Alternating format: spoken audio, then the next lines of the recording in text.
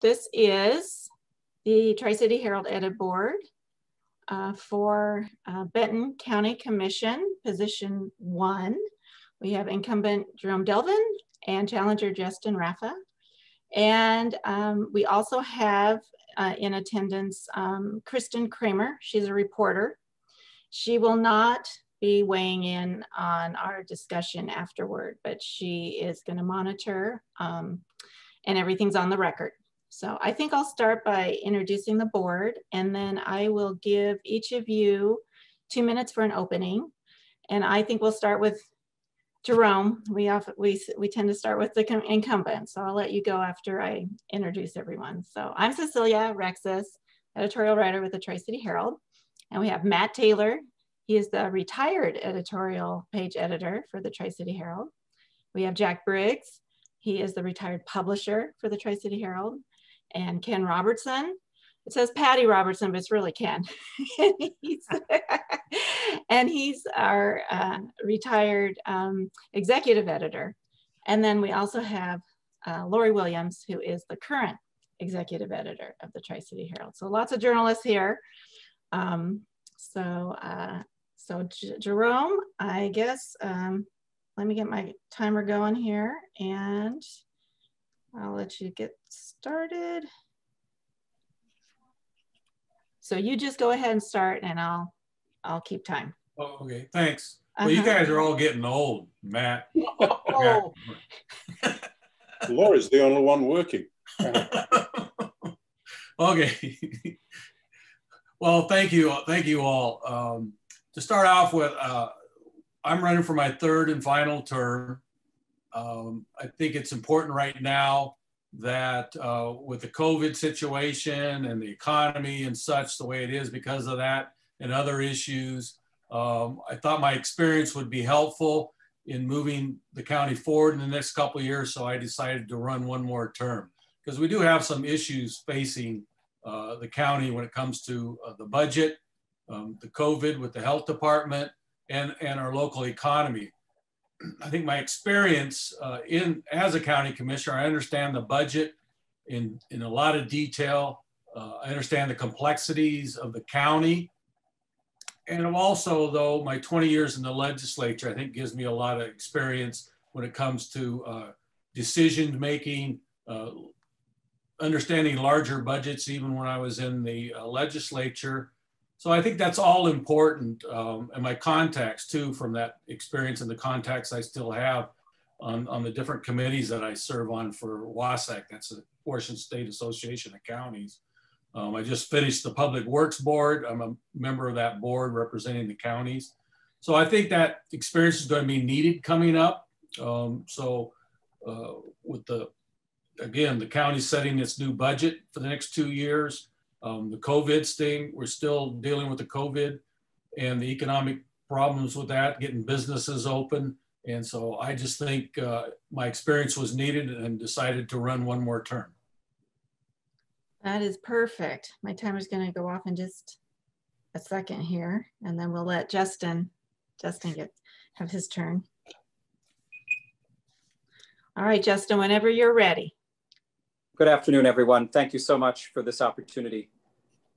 In my estimation, our county government has flown under the radar for too long. Citizens don't know what services it stewards. They don't know who their commissioners are. I want to engage the public and expand the transparency of the office of the commissioners. I will bring a balanced approach to decision-making and budgeting, a civil voice to county government, and I believe I'm the responsible choice in this race as we continue to battle COVID well into the future. I'm prepared to fulfill the responsibilities of the office and leverage my experience as a leader in my industry for the past 2 decades. I've been a full-time candidate and I've done my research.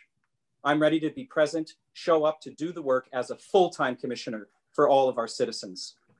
I stand for governance, not grandstanding, not quick to point fingers and assign blame, and see myself as a voice that is committed to civility and respect in political discourse. I believe the best decisions are made when opposing viewpoints are thoughtfully considered and debated by focusing on issues that allow the public to engage in the process. I'm a founding member of the Tri-City Civility Caucus and was elected by the members as its chair by a motion made by our own Senator Sharon Brown and seconded by Representative Matt Benke. I have received bipartisan support in my public endorsements as a reflection of relationships I've developed through my work in nonpartisan sectors, including that of former Representative Larry Haler and former Benton County Republican Party Chair Patrick McBurney. I'm a professional musician and arts administrator who has served on nonprofit boards, city and state commissions for 20 years. I care about this community. I want it to be the best for all of its citizens. I will bring new eyes, new energy, new empathy, and a renewed commitment to the role of Benton County Commissioner, District 1. Thank you. Perfect. That's great. Thank you, Justin.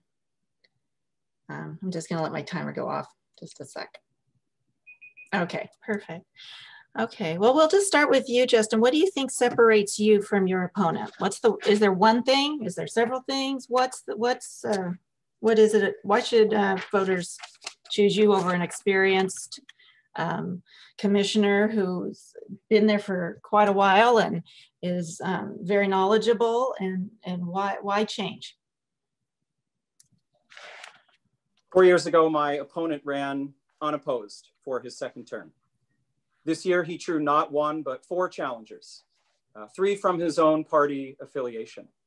So I think that there is a lot of concern and anxiety about the work that he's been doing, especially in this past term. I believe that I have the experience that it takes through my own work in my industry to do the work of commissioners. When we look at administrative duties, responsibilities towards budgeting, and really, to me, local government works best when we have created mutual relationships of respect and trust between the multiple jurisdictions. We talk so much about being a collective Tri-City community, being one community that works together, despite the fact that we are 4 cities across 3 port districts and 2 counties. And it's the relationship between those that are so crucial for the success of this community going into the future. I'm very concerned about the relationship between the 2 counties, especially between the commissioners. I think that there is a lot of personal disdain that has grown over the years between many of our elected positions. And though I recognize that my opponent will continue to talk a lot about his experience, what I see now in the last few years is that he's grown hardened to this position. He does not seem as open to engaging with the public, working together with people, finding opportunities for collaboration. I am a collaborationist by nature. It is what I do as an artist, as an artistic director, as a choir director. I have a lot of relationships that I have built in the 12 years I've lived in this community that go across the political spectrum. I want to focus on really building the community up and ensuring that we have healthy relationships between all of our jurisdictions. And that starts with the individual relationships between elected officials. Okay, I'm going to let Jerome counter that. Go ahead, Jerome. Okay, well, again, I'll just reinforce the experience, but you know, collaboration. You know, all the mayors in Benton County are supporting me, so I think we have a good collaboration amongst the cities, the ports, and the county. We've been using our rural county fund money, our 09 money, given over $10 million in the last several years to them for joint projects with the ports and the cities. The Columbia Wine Village is one in Kennewick. So there's a lot of collaboration. We don't always agree on the funding and who pays what, but that's the process we go through. So when I reached out to mayors when I started campaigning, they all said, yeah, we support you, Jerome. We work with you. You're the commissioner that shows up all the time, that gets engaged in different discussions. So yeah, we support you. We want to keep working with you. The 2 counties, that collaboration is there. You know, I would challenge my opponent to call up Didier and talk to him for a while. You know, Brad Peck and I work, Bob Cook and I work well. I mean, the 2 counties are getting along pretty good. Our 2 administrators talk all the time. So we do have some differences, but we work those out. We've talked through those. So it's a good relationship. what the county has with the cities. I don't know what he's hearing, but you know, I think you'll find if you talk to the city managers and the other electeds, you'll find that are engaged on the level with the county, you'll find there's good relations with me, at least. I will say with me, I won't talk about the other two. You know, his two endorsements from the two Republicans, well, we can argue about those two. You know, Barney, whatever his name is, you know, couldn't even get elected to school board. I don't know much how sway he has in the Republican. And, you know, Larry Haler, he's you know, him and I go back a long ways arguing. I mean, he's still upset that I didn't give him the appointment for the senator. And so he carries that still to this day, I think. So, I mean, so I think, you know, I'm the one with my experience to keep going, to carry forward with these relationships with the city supports and the counties. People will tell you that if they call me or they email me, I'm the one that answers when they email the commissioners. I don't know if they hear from the other two, but I take all the phone calls. This is a full-time job. I posted all the committees. I think I serve on 25 different committees on nationally and statewide and with the county organization and here locally. So it's a very busy job. And I take that job seriously. I put a lot of time and effort into it. Okay. I was wondering, does any of the other edit boards want to jump in? Yeah, I'm just wondering, I know that you're a busy guy. Personally, I know that, Justin, and you talk about it being a full-time job. How are you going to fit a full-time job into the many commitments that you've got? What's going to be sacrificed? You know, Jerome says he's the one who's at the meetings, he's the one to answer the phone. Are you going to have the time to do all that? I will. And part of the reason that I decided to run in this particular election cycle, it's been somewhat fortuitous that in the era of COVID, my entire industry is on pause. Choral music is a phase 5 activity. There was an episode in Skagit County with a chorale back in March, and that really kind of wounded us globally. There are no rehearsals, there are no performances, and choral music is not something that works well over a virtual Zoom environment. So I've absolutely had the time and the energy to commit to running. And I've already started a conversation with my staff and lead board members that should I win this position, we'll have to come up with a contingency plan where I'm going to have to offload a lot of my current roles and responsibilities to other staff members. Much of my work right now is really on pause. There's not much that's happening. But as we start to transition back into having large groups gathering and when the performing arts is able to really reconvene, I will have to step back from a lot of those current positions. And I am prepared to do so. It's part of the reason why I haven't run previously. You know, something I've pondered for a long time. I love my job, I love my work, but I'm ready to stand for office and take on the responsibilities that come with being the full-time commissioner. Justin, you've made a lot of comments about civility, and you've posted on various voter guide, responses about the same topic. What specifically are you talking about? Are you talking about the way that Jerome has handled something specifically and particularly? Yes. Let's go back 2 years to the issues around the public safety sales tax and how he handled that issue, how he represented himself in public arenas. What I see is a lot of very aggressive and defensive behavior, not acknowledging when mistakes have happened. And I think that the community is tired of that. They're tired of that attitude from local elected officials. And in the conversations that I've had with existing and former office holders, that is the current, the common thread that runs through our conversations. Look at the meeting back in June, the public meeting where they were talking about the COVID response. And my opponent repeatedly said, I'm done. I'm done with the governor. I'm done with this. I'm done with that. That's not the kind of attitude that we want from elected officials.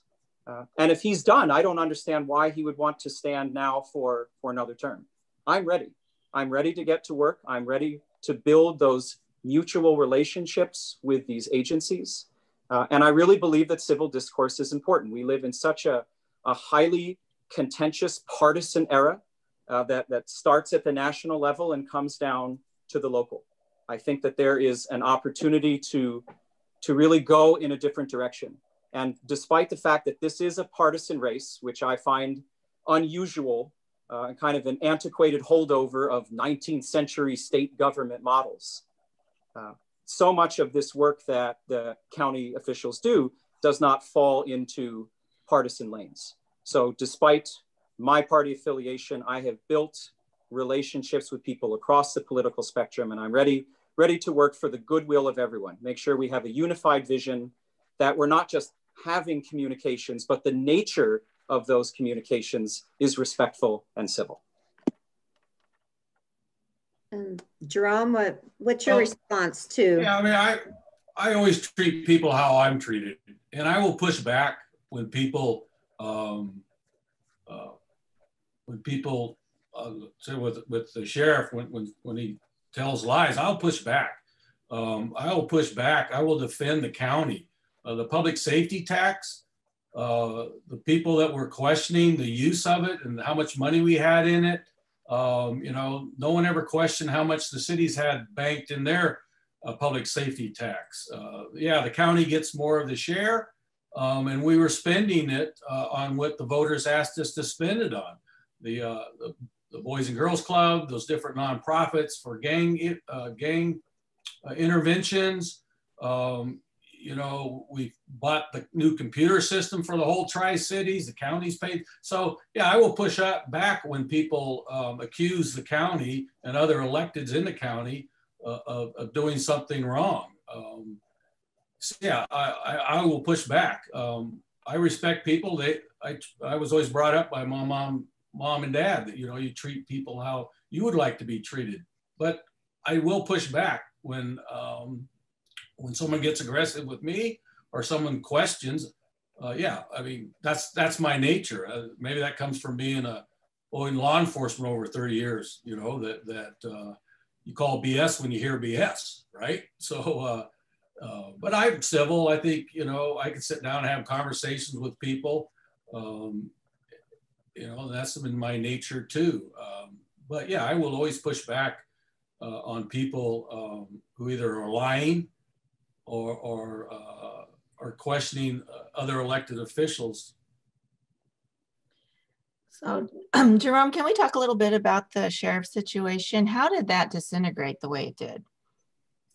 I mean, what, you know? Yeah. Okay, so it goes back last year. Well, you know, actually, once he got appointed, and I voted to appoint him. You know, Jim Beaver voted for someone else. It was a 2-to-1 vote based on Sean's experience, you know, and what little I knew of and asking people. And once he got elected, though, you know, it seemed to change. He seemed to change, I would say. And so things started coming up to the board about things that were happening in the jail and the sheriff's department. And especially with the jail, we could control the jail. And so, you know, when his wife showed up in my office one day, his soon-to-be ex-wife showed up in my office one day and asked to talk to me. And I said, sure, what's going on, Monica? And then she unloaded on me for 2 hours. Well, as someone who's required to report abuse, domestic violence abuse, I had to report that. And I told her, what you're telling me, I have to report that. She goes, I understand that. So I went and talked to Andy Miller and let him know what was told to me. And then he took it from there. So that kind of soured the relationship between Hatcher and I, the sheriff. But then those issues still continued on the jail. And then when our human resource person came to me and said, Jerome, I know you guys have been talking about the jail quite a bit because of the budget and some other issues going on there. She goes, I just want you to know, we've had 10 calls into the employee assistant lines talking about depression and suicide. You know, that's the first time that's happened. I said, okay, so I contacted the people I knew down in the jail and said, wow, are things that bad? Yes, they are. And the overcrowding that was going on. Anyway, the conditions were bad. And that's why I went to our admin staff. I said, hey, talk to the other commissioners and see if they're ready to, because they had heard about the issues going on in there. And so, you know, it was a decision that had to be made quickly. Not something you can sit there and hold public meetings at, because it wasn't going to change. The sick time had gone up exponentially. The overtime budget was, anyways, the decision had to be made, you know, and there was another commissioner willing to make that. Commissioner Small wasn't quite yet. He was still in the Hatcher camp. But we made that decision, and we had the whole issue worked out because he had stepped away at that time because of his legal issues. And we had it all worked out with his staff, the jail staff. It was going to be a smooth transition. And then the Spokane County prosecutor declined, or not to charge, or not to prosecute right now on those charges. He inserted himself back to it, and that's when it got ugly, in the sense of he said, no, that's not going to happen. That's not going to happen anyway. So we went through with that. So since then, of course, that brought out the deputies, as I told them, you know, the RCWs allow me to remove the jail from the sheriff, and we're going to run that. I said, I can't take the sheriff's department away from the sheriff. You guys need to work on that yourself. I can't help you there. I mean, we will support you any way we can. And we, you know, did investigations when they made complaints and stuff. I don't know if you've gotten all those reports, but so with him, it's just gone downhill, you know, between him and all three commissioners now. Sean Small, he's seen the real Jerry Hatcher, and so he wants to get rid of him. In fact, he's even offered to buy Hatcher out if he could, to get him to leave because of the conditions. So, you know, taking away the jail started that process. But, you know, now if you talk to those correctional officers, they're very happy with what's going on now under the leadership of the commissioners now. Justin, how would you have handled that differently? I don't, oh, me? Jack, Justin. me? Oh, Justin. Yeah, I think it's Justin's turn. Okay, sorry. No, it's fine. I recognize that there are a lot of issues around the sheriff, how he's running his department, and the control of the jail in particular. But this particular issue around the transfer of the control of the jail from the sheriff's office to the commissioner's office is mired in deception and personal disdain. The process by which this was executed in a public meeting lacked transparency. It's not something that was published on the public meeting agenda in advance. It did not allow for public comment, for the public to engage on something that is a pretty significant issue. My opponent has obviously a lot of antagonistic history, personal history with the sheriff. And I think he's entwined himself to the point that he's unable to be impartial on this front. And since the time of the transfer of the jail, I haven't seen any real actionable new initiatives about the future and how this is going to work.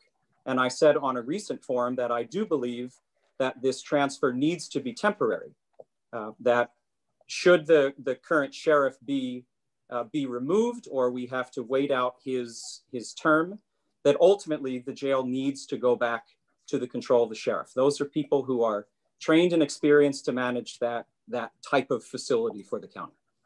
Well, could I just say something here? The sheriff didn't actually run the jail. He controlled the jail, but he didn't run the jail. The jail is run by a professional staff of correctional officers, have all the training. They know what they're doing. They're the professionals. They had gone to the sheriff many times to ask about things, and he just would flat tell them no.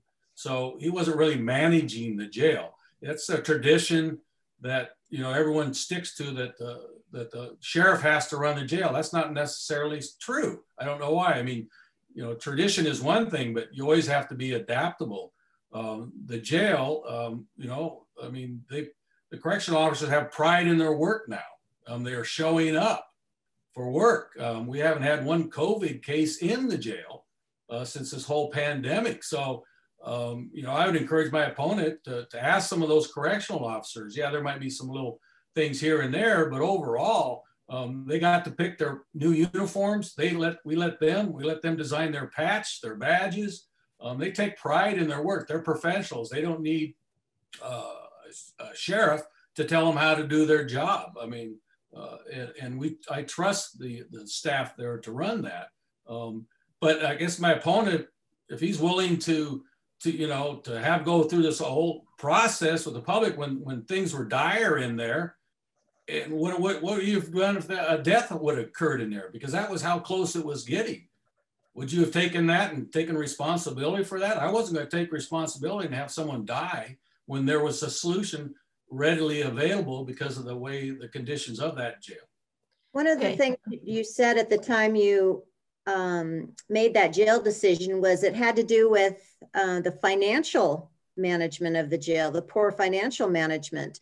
And I'm not hearing you say anything about the fact that you found some savings there, some better management of the accounting of the jail.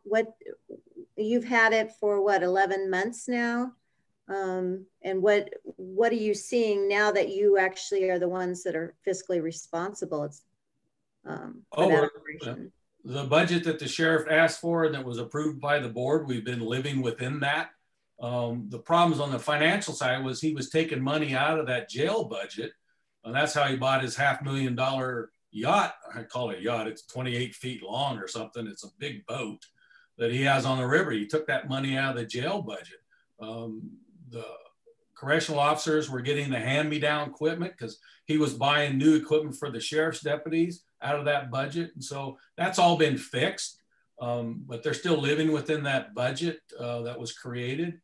Some of that CARES Act money we've been using to pay for overtime because of the distancing in the jail that we have to do, been covering that. So financially, it's a sound operation now. Okay. May I speak to that? Sure, go ahead, Justin. And then I think we need to change the subject after this, so sure. Go ahead. I would argue that the transfer of the jail has actually cost the county more money because a number of the staff under the sheriff's department, some of them were paid on the correction side of the house, if you will, some were paid on the patrol side. So when the correction side got moved to the commission, what we've seen now is some duplication of services. And weeks and months after this decision was made, a lot of those department heads had to go to the commissioners and say, look, we need to hire more staff to cover these services. And I think that that was a surprise to them that they didn't foresee when they made that decision. So I would argue that it has not been an efficient financial model that is not saving the county money. I'll just say we split the staff. There hasn't been I mean, I think he's got the wrong story. I don't know where he got it from, but that's not true. I just had a follow-up question, Cecilia. I know you wanted to change the topic. No, it's fine. Yeah, go ahead. So, Justin, are you saying it was a mistake to remove the jail from Sheriff Hatcher's control? No, I do not disagree with the decision, but I take issue with the process, with the poor planning, the poor execution, and the lack of transparency. Thank you. I just wanted to clarify. Sure. I think we could talk about this issue for a lot longer, but we probably need to touch on some other topics. So Justin, what do you think about the county's response during the pandemic? Do you have a critique? I do. Yes, I've been very critical of the county's response. You know, it was nearly 4 months after COVID-19 was declared a global pandemic is when I started seeing some real actionable work that was taken for our local community. I think that many of those actions were too little too late. It wasn't really until the governor came here and gave his infamous press conference out at CBC, which I attended, and there were a couple hecklers in the crowd that yelled over him and he had to move inside. And then it was in a matter of days that we finally saw a big press conference at the convention center with representatives from all of our local jurisdictions who were coming together, showing this combined effort, this new PR campaign and videos around masking. And my question is, where was that 6 to 8 weeks prior? There was an opportunity for the county to be more aggressive, to be more proactive in its response. There are a number of other smaller, rural, conservative counties across the state who managed to advance to phase 2 and phase 3. And here we were, July 1st, one of only 3 counties that were still stuck in phase 1. And now, of course, we're in this kind of modified phase that keeps getting little adjustments here and there. The governor has pressed pause indefinitely. I think that that pause is on for a long time. And if I had been in that position, I would have more proactively worked with agencies to have a collective response, get out in front of this issue. And I'm confident that Benton County should have gotten to phase 2 by that point. We have trained personnel, we have the resources, we have PNNL, we have medical experts. There's no reason why we shouldn't have stayed in phase 1 and now phase 1.5 for so long. Go ahead, Jerome. I'm sure you have a response to that. Oh, sure. Yeah, where to start? So the governor came here because I asked the governor to come here and meet through Dr. Lofi and John Weissman, the Secretary of Health. That's why he came here.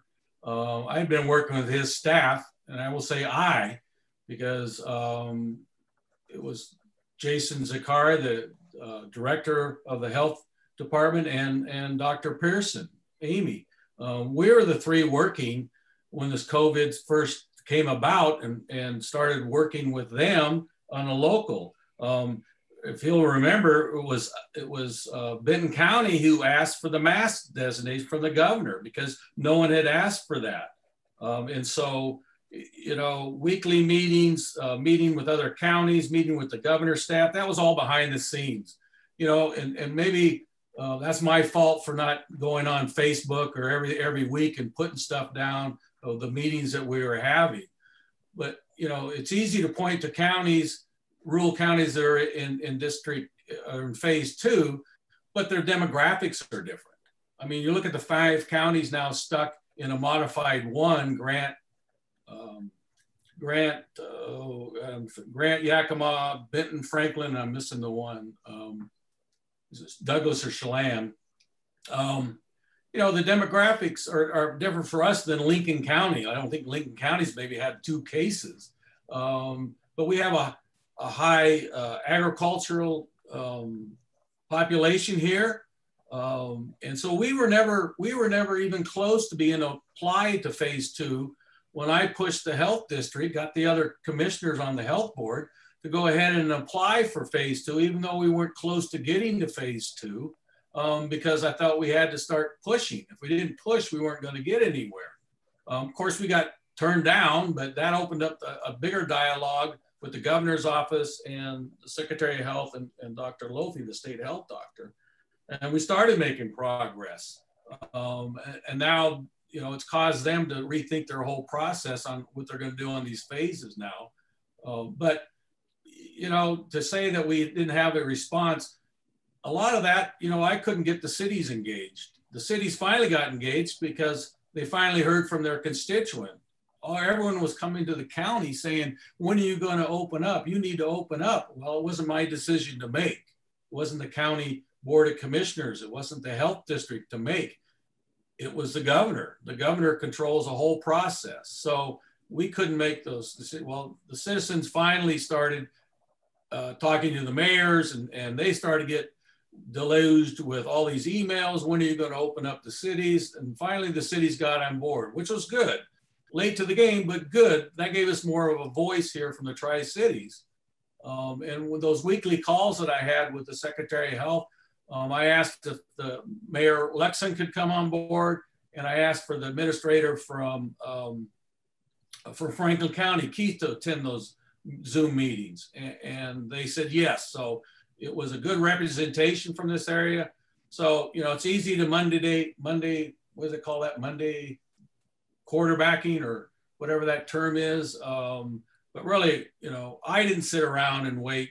Again, I won't speak for the other 2 commissioners, but I was actively using my contacts in Olympia to get us where we're at. And like I say, even though we weren't eligible to go to phase 2, I pushed to have us apply to phase 2 because the health doctor, Dr. Amy, said that we needed to move forward. And she's been a real advocate for us. You know, but when you have certain commissioners over, you know, that write letters or do things to the about the governor and stuff, that doesn't help our cause here. I'll just say that. Justin, did you have anything you wanted to respond to in that? I'll give you a chance if there was something you wanted to say. Sure. I think that our Benton Franklin Health District in particular found themselves in a difficult situation, having to serve a community of 300,000 plus people, being an underfunded agency. They don't have the resources. They don't have the staff. And certainly when the era of a global pandemic hits, they're scrambling to do their job. And I have repeatedly heard their staff say very carefully, because they are a county agency and the county commissioners sit on the Board of Health that oversee them, that they could use twice, even thrice the staff to be effective about this. So had our health district been properly funded at appropriate levels prior to COVID-19, perhaps our response would have been a little more successful.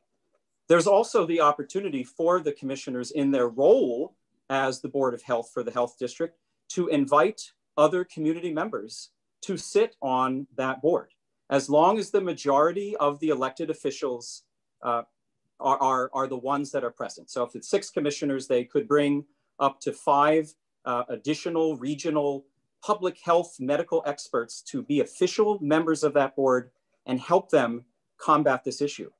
I'm certainly not a scientist. I'm not a doctor. I'm not an expert on public health issues, but I want to work with people who are.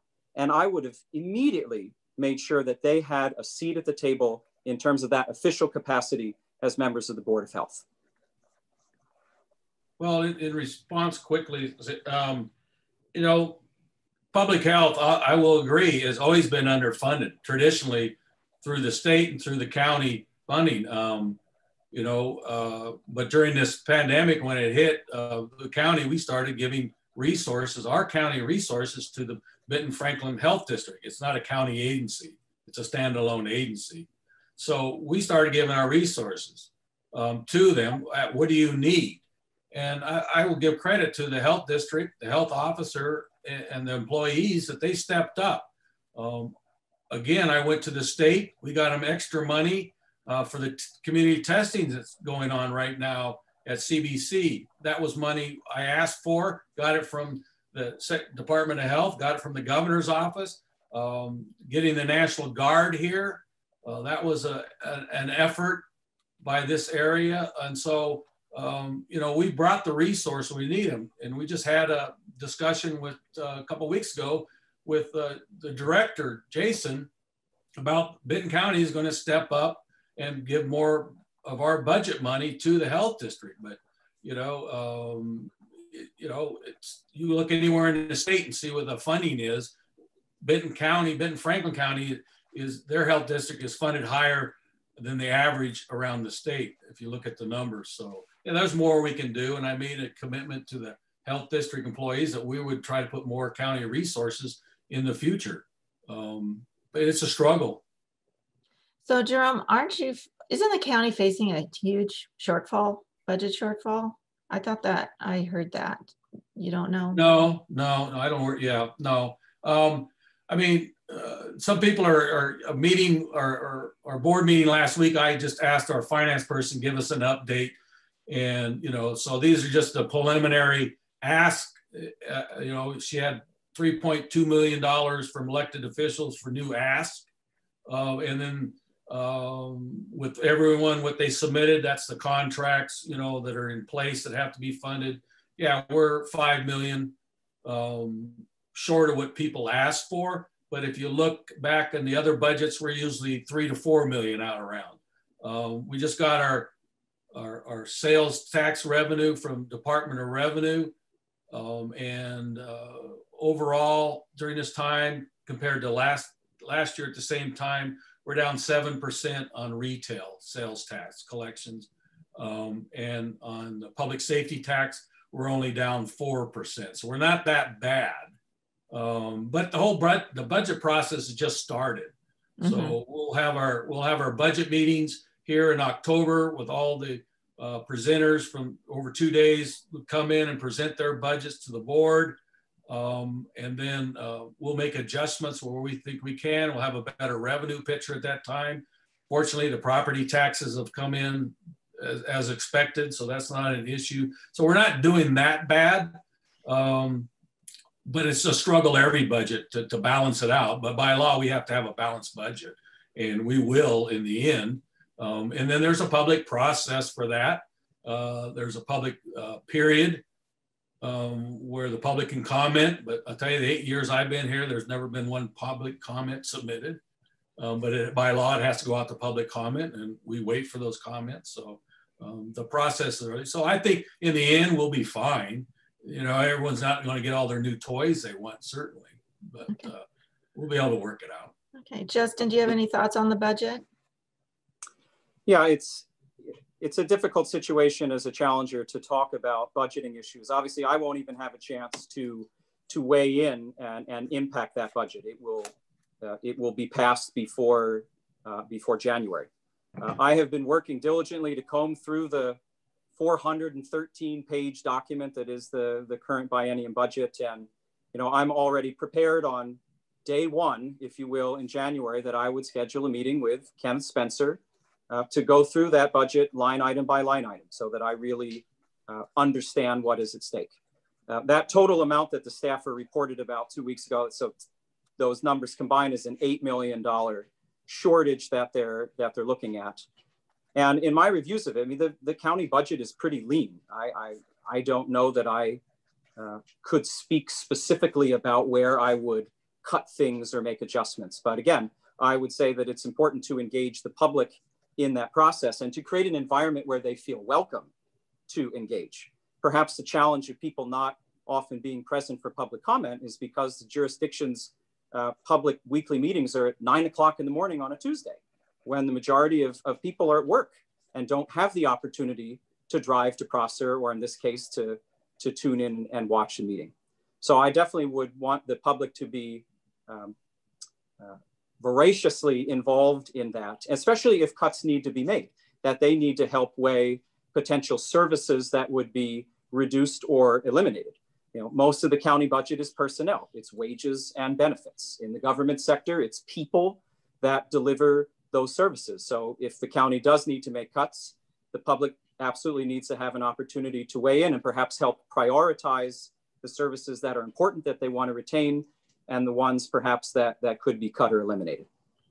Well, I would urge my opponent to talk to the auditor, and the treasurer doesn't set the budget. He doesn't develop the budget. He submits his little budget for his department, but the treasurer receipts money in, okay, and writes the checks out to the school districts and such. It's the commissioners that by law develop the budget and pass the budget. Ken Spencer, he's a great guy. He can tell you about some of the revenue coming in. The auditor, she writes the checks. So, I mean, you need to understand the process. Again, I'll emphasize the public has comment period. Our meetings are held on Tuesday. The state law requires us to hold our board meetings in Prosser. We tried, years ago, we tried to do a night meeting. We still get any more people than we get on a regular, but if you want to change the law or if he's advocating to change the county seat, yeah, he might get more people turn out in Kennewick than in Prosser, and you could hold it at different times, but you're pretty limited by law on the budget process. And we do, again, the budget is, I think it's 3 weeks. The public has comment period where they can email in, they can call, they can come to a commissioners meeting via the webinar that we hold every Tuesday. I'm going to see if there's any other questions from the board. Is there anyone who wants to jump in? I'd like Justin to clarify for me a comment that he made during the League of Women Voters meeting.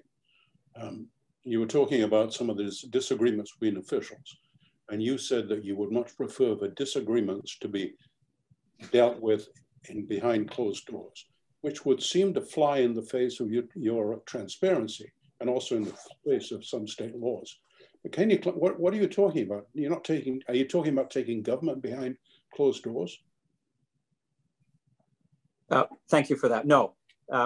Obviously, there is an opportunity for independently elected officials to meet with one another as they see fit, to have discussions. And if there are certain disagreements or opposing views that are starting to get really intense, see if they can work that out and not necessarily have to bring that in to the public arena in a meeting, where what I have seen a lot with my opponent is, losing his temper, saying harsh words about other people. Like the whole process again around that transfer to jail was just an embarrassment to me, to watch that play out in a public meeting.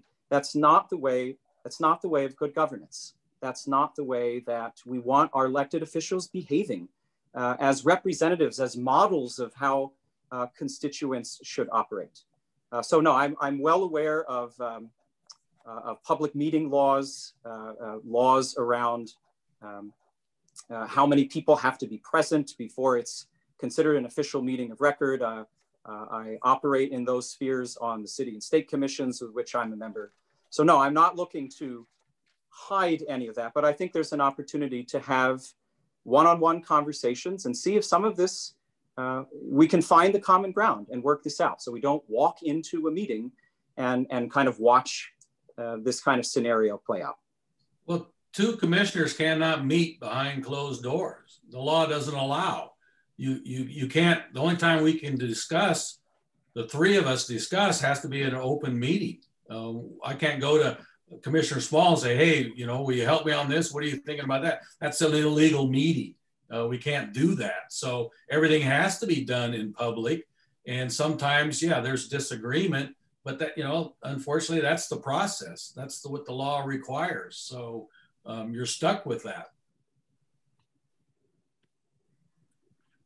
Any other questions from the board? I'd like the two of them to tell me if they're going to be willing to vote to resume the public, what's it called, the public, the tax that funds the public safety tax. Public safety. When it comes up for renewal, will you be willing to vote for that in light of some of the spending? Well, Go ahead, Jerome, go ahead. Okay, yeah, I'll support it again. I mean, it's done a lot of good. I mean, there hasn't been any problems spending. We had, because anonymous complaint, but I pretty much figured out who it was. The state auditor came in and did a complete audit of it. And they said, no, that's the most transparent fund that we've ever seen because it's on the website. Everyone can go in and see the money coming in, the money going out. Sometimes it doesn't tell you what some things have been put aside for, like the radio tower. But yeah, I'll support again. I mean, it's allowed a lot of programs in the county. I mean, most of the money goes to the county because that's the way the law is written. Because the court system is under the county. The cities don't participate in the Superior Court system. So we fund the drug court, the mental health court, the veterans court, the additional prosecutors. We're funding the Metro Drug Task Force. We're funding the ILE, or the human trafficking. Anyway, so yeah, so the county has been spending the resources. Yeah, it's gone to a lot of good programs, Jack. And yeah, I would. I'm not going to work on the committee because I got PDC complaints filed against me that took 3 years and nothing was ever found against me. But it took 3 years to clear it up because all the stuff that they had submitted. That group is out there. I'm sure you're familiar with that group. So I'm not going to be a part of the campaign because I don't want those PDC complaints again. I mean, they're a pain in the butt. Okay, Justin, what's your answer? Yes, I would support the renewal of the tax, knowing that it will sunset in 4 years. I agree that it has done a great amount of good for a variety of institutions. What I am concerned about is making sure that we still have the support of the voters when it comes time for them to vote for a sales tax initiative, which the voters of this region historically are not very favorable to. And when we go back and look at the reporting from the Tri-City Herald around this in March, April, May of 2018 of significant multi-million-dollar reserves that had built up from 12 to then 15 million or so. My opponent is on record defending that balance, saying that it's hard to spend the money. And he later says that he's tired of this issue at a contentious news conference where he yelled at one of your former reporters, Wendy. You know, in April of that year, all 4 mayors wrote a letter to the commissioners asking them to please spend the money and help perhaps cover some of the rising jail costs that the county had recently passed on to the cities. And this editorial board wrote a piece in May of 2018, an op-ed that was titled, Benton Commissioners Ruining Credibility with Voters. So I think it's important that there's accountability and transparency around how those tax monies are used so that we have the faith of the public when it is time to ask them to renew it. Well, there's very much transparency on that fund. And, you know, I just don't spend money to spend money. That's what they wanted to do. They just wanted me to spend the money on what? You know, and there's a law called about giving money to other governmental entities. You just can't give money away. And so, you know, if he gets in office, he'll learn real quickly about that because the lawyers will be all over him about just giving money away. You can't do that. You can't give public funds even to another agency. But we did step up. We used our CARE Act money to give $500,000. We just wrote checks this week, $500,000 to the city to cover some of the overtime because of COVID in the jail. I mean, so, you know, it's the fund is solvent. And right now, if that voters don't approve it, there's a year's worth of reserves to carry on those programs before they're shut down, unless the funding is found. So, you know, I think the people who brought up that money sitting there are probably, you know, might regret it in the end because they put a bad light on that fund when the fund was sound and solid and was being used for what the voters said to be used. And, you know, but I'll support it. I'll support the pass. I mean, I worked on it the first time and it passed by 52%. So unless the cities work with the county and everyone works together, yeah, the voters might just say, no, that's not gonna go, but you know, I'll work to support it. I'm just not gonna be on the campaign so I get frivolous PDC complaints about it. Justin, another topic that's come up repeatedly is mental health and substance abuse services, even a proposal to use part of the jail for a center. What do you feel? Do you feel like the county has done enough in this regard? If there needs to be more, and how would you do that? Yeah, there's been a lot of discussion around, you know, creating some kind of mental health facilities to serve our county. There was recent reporting, you know, we're one of the only, you know, considering the size of our county, the fact that we don't offer these services is certainly not the standard. I recognize that the state is largely responsible for funding mental health services and substance abuse treatment, but I think that a better job can certainly be done at the local level. And my opponent has had 8 years to deliver on some of these facilities that I hear repeatedly discussed. I think it's important that we have a comprehensive approach to behavioral health services and substance abuse needs. So when we use language like detox center or rehab center, we recognize that detox and rehab are just one step in the overall process of support that some people need who are dealing with specific drug or substance abuse issues. So I think we need to look at the big picture of comprehensive behavioral health. We should start by kind of reflecting and evaluating the existing services, identify where the gaps are, what's missing, and really start planning for that financial support. I think that it's a tremendous need that's been discussed for a long time, and I'm ready to see it come to fruition. Are either one of you involved in the drive to turn the old Kennewick General Hospital into such a center? Yeah, I am, Jack. I've been working with Trios and Lee Coeur and the Recovery Coalition. In fact, Benton County put money in to do the feasibility study. Franklin County refused, but Benton County put the money to do the feasibility study on if it could be used for a triage I call them triage centers, where you have multiple disciplines. And that report, as far as I know, hasn't been completed. But the issues around that, you know, as I've been working on it, you know, been a strong supporter of NAMI when I was in the legislature. In fact, one of my pieces of legislation allowed mental health to be treated as any other medical condition. I sponsored that bill for NAMI and got it passed. So I'm acutely aware, certainly as a police officer, about those issues. And we don't have a detox center. The hard part here is trying to find a provider to provide those services that can get licensed by the state, because you have to have a state license to run any type of facility like that. We have Lourdes, who does, you know, has the Carondelet Center in Richland. In fact, we gave, I think, $1 million several years ago so they could expand that facility to take more patients. But it's a struggle in this area. With the Recovery Coalition coming along, I think that adds a community perspective, because trying to work with the 3 hospitals to get them together to agree on something that certainly can affect their ER rooms, you know, is a struggle.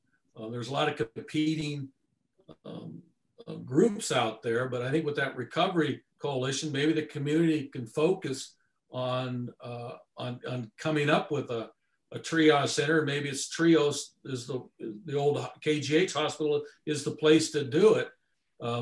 We've committed, the county's committed our mental health money to help build that and fund that. But again, it's getting everyone together and finding a provider that can run a facility like that, as such as I've gone and visited on my own down in Tucson area. The triage center they have built is great.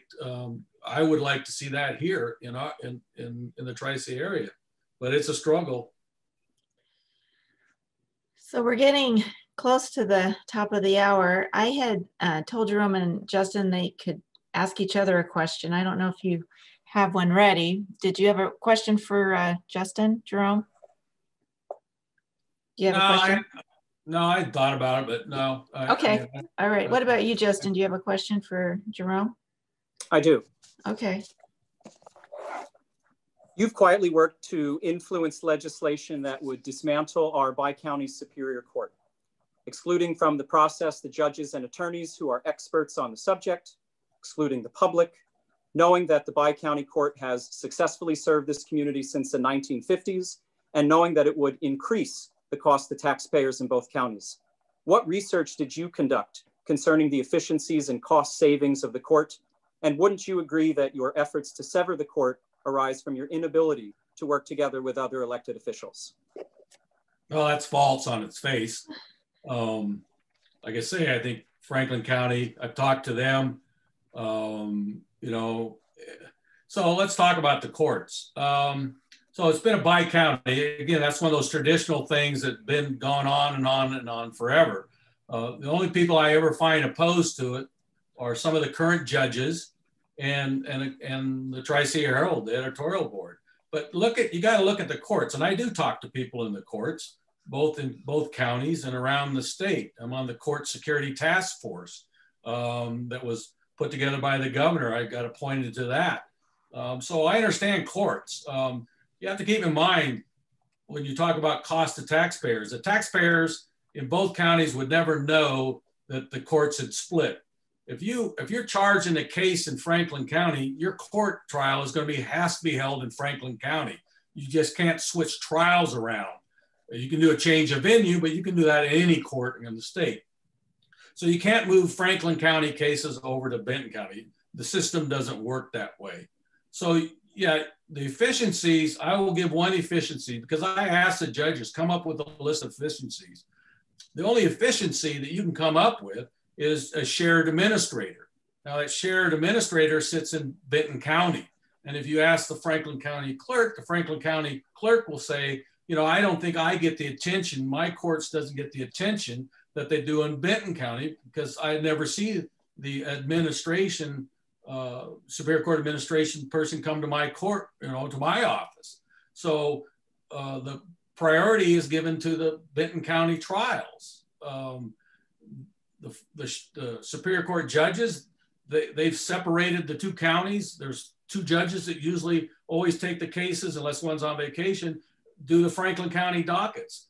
The judges in Benton County, they do the Benton County docket. So they've always kind of almost split. So if you can come up with a list of efficiencies, because when you staff a courtroom, you have to have a bailiff, a judge, a recorder, you know, a prosecutor, a attorney, you know, so no matter where the courtroom, the costs are all the same because you have to staff that courtroom the same. So you can't do less in one courtroom in one county than you can the other. So, you know, so, and think about it,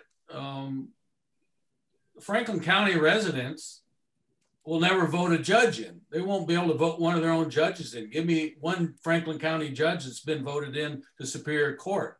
You can't name one because it hasn't happened. So I think it's fair that the Franklin County voters ought to be able to elect their own judges for their Superior Court, and not because the majority of voters belong, you know, reside in Benton County, and so they have the force of the election.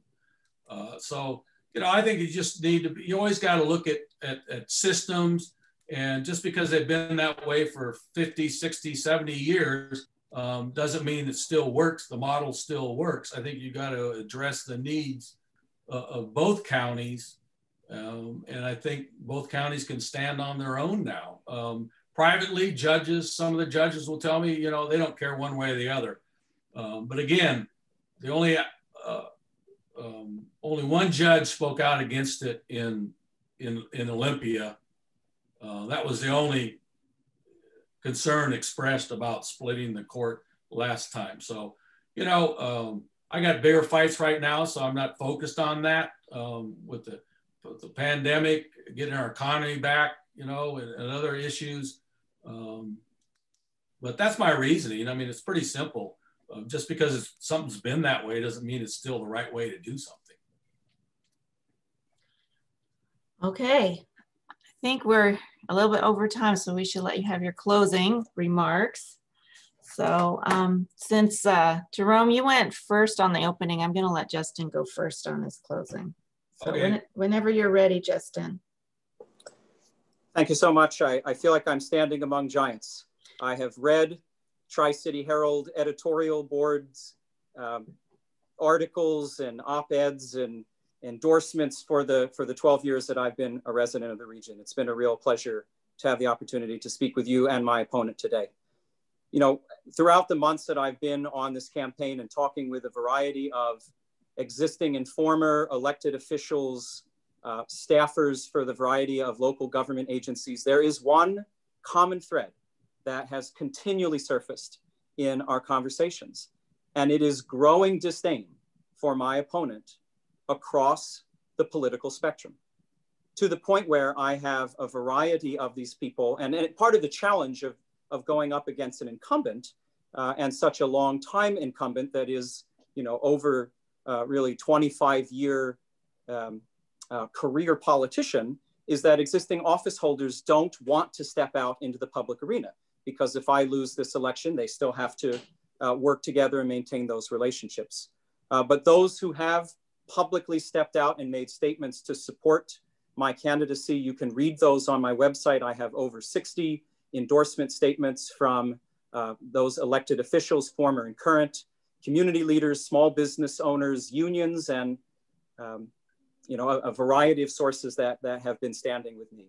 I am really concerned, not just in the nature of having communications across these agencies, but the nature of those communications, that they are executed with mutual trust and respect. I think that good governance starts when everyone has that collective understanding, that they trust each other, that they believe that they have the best interests of their constituents at heart.